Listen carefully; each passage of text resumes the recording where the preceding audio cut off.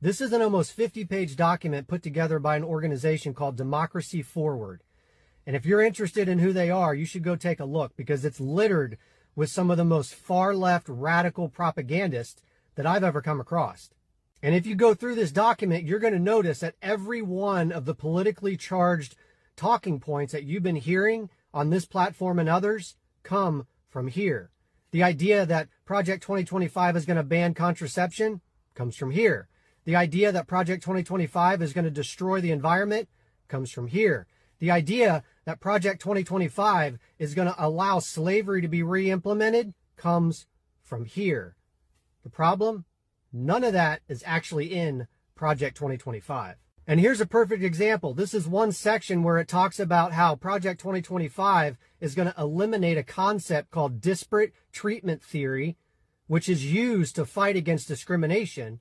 And they twist it to suggest that it's going to be used to allow us to go back to a period pre-1965.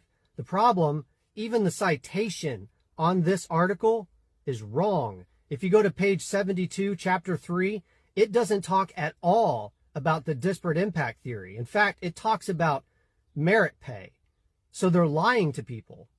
And every one of the talking points, it's here. So I decided to check who's responsible for this. And what do I find at the very top? The chair of the Democracy Forward, Mark Elias.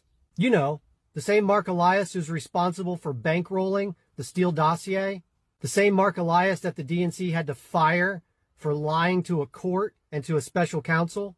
And the same Mark Elias that the Fifth Circuit Court had to sanction for filing false motions.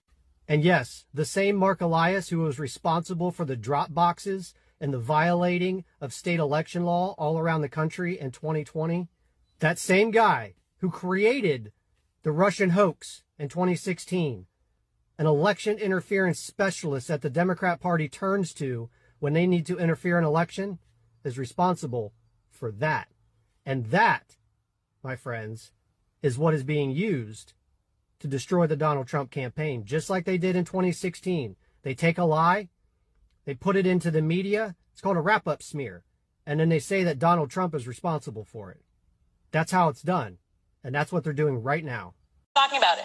And we saw our interview that you did with the Associated Press, and we've been reading through some things. And I think we just want to first start with anchoring this conversation in. You told the New York Times that this plan is a plan that you know, is for anyone. It's not just for Donald Trump. You would like if President Biden would implement some of it, but you don't think that that's going to happen.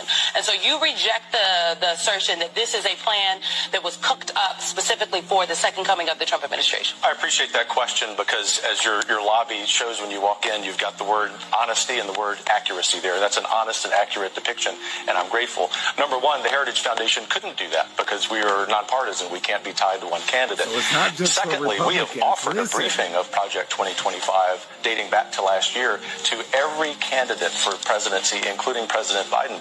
To the Brotherluvshow, the best podcast on YouTube.